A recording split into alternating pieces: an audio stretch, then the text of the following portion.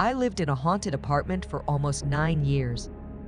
I'm a female, 34 years old, and this is my story. At around 2006, my cousin moved into an apartment with her new husband.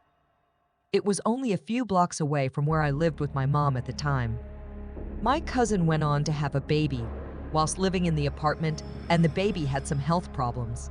And it turns out he's on the spectrum and is also non-verbal. In 2014, I was looking for a place to buy, and my cousin offered her apartment. She wanted to have one more kid, and the apartment was too small. She made an offer that turned out to be really good for the both us, so much so that I was able to pay the apartment off directly to her within a year. I moved to the apartment in mid-2015. I decorated the place with a mix of new and thrifted furniture. I had a specific look I was going for. For my bedroom, I had a century-old wardrobe professionally renovated. It was gorgeous. Everything was fine for a while, but in 2016, I started having sleep paralysis. I wouldn't see any demons like some people do, but it was a scary experience nonetheless. I also experienced lucid dreaming quite often without ever trying to. It would just happen. In 2017, I started hearing noises at night. Now here's the thing, I have 3 cats, so most noises during the night don't scare me in the least. I always think it's a cat or multiple acting up. The noise I was hearing was very specific. It came from a corner where the wardrobe was, and it sounded like someone was snoring or breathing heavily while sleeping. I tried to rationalize this, but I couldn't explain that noise, and some nights it would bother me so much that I would get up and look for the source. It really felt like someone was asleep in my bedroom with me. For context, I've had the same neighbors in that apartment for many years, so it couldn't be that suddenly I could hear into their bedrooms. I did consider every possibility. I was certain the wardrobe was to blame. Maybe it brought something or someone in. So I disassembled the wardrobe and got rid of it, except for the base/bottom part. I decided to DIY it into a little sofa. I stopped hearing that noise at night, and I was pleased. A few weird things would still happen now and then, like objects would move or break inexplicably, but the noise was gone, and I just think this is all in my mind. In 2019, I got my 3rd cat. She was a tiny baby. I called her Gigi. All my cats were indoor cats and had always been, and so was Gigi. She had never had a life outside my apartment, and yet she was extremely skittish. Everything would scare her. She would spend most of her days hiding behind things. To this day, we find it hard to explain her behavior. I guess some cats are just very anxious.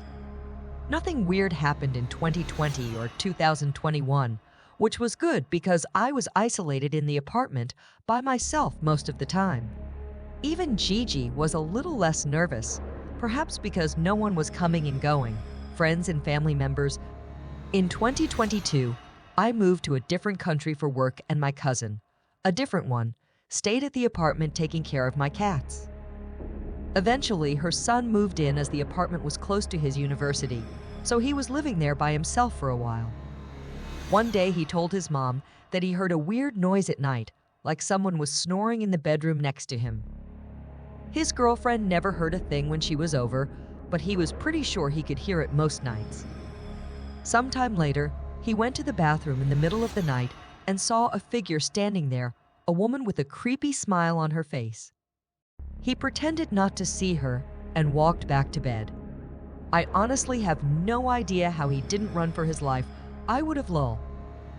Around the same time, Gigi started acting even more weird than usual. She would try hiding in high places, and by doing that, she would end up knocking things over and breaking stuff.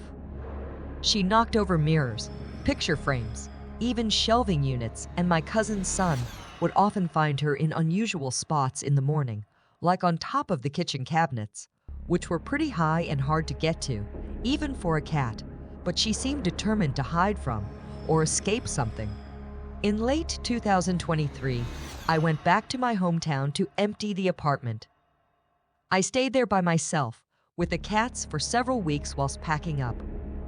One night, I dreamt that I was in bed, just as I actually was in real life, and I lying on my side FaceTiming my boyfriend. We had our cameras on, and at one point, as I looked into my own image on the screen, I saw a woman behind me. I turned around quickly, and suddenly she was above me. I had a weird thought like, there you are, I'm gonna get you. And so I grabbed her around the neck with all my strength and knocked her off to the floor.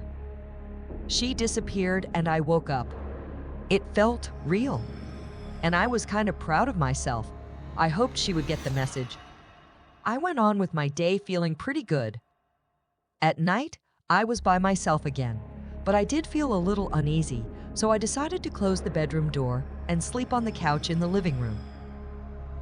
At one point, I was watching something on Netflix, cats sleeping peacefully by my feet, including Gigi. Suddenly, I hear the loudest, craziest noise coming from the bedroom. It was like 1,000 pots and pans had just fallen off the shelves. It was insanely loud. My cats jumped off and hid. I walked to the bedroom. I was sure something must have fallen off the one shelving unit left in the room. But no, everything was in place. My heart was racing. My cats were scared. I was trying to rationalize the noise. Maybe it came from another apartment. Then I got a phone call from my mom.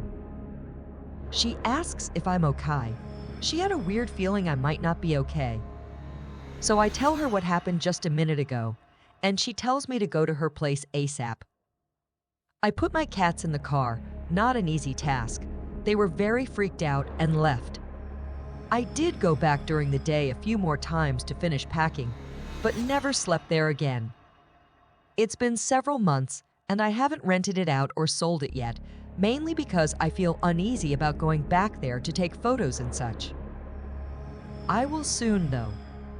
The funny thing is, sometimes people tell these stories and others think it's impossible you'd live very long in a place that is haunted or seems to be. But really, you just try to rationalize the best you can, and the paranormal activity happens intermittently, so it's easy to brush it off as a one-off again. Interestingly, I was clinically depressed whilst living in that apartment, and I did make a lot of bad choices back then. Nowadays, my life is not particularly simple, as I permanently live in a different country, have a partner with kids and work really hard, so I can come back to visit my family often. But despite the difficulties, a cloud has definitely lifted and life is good.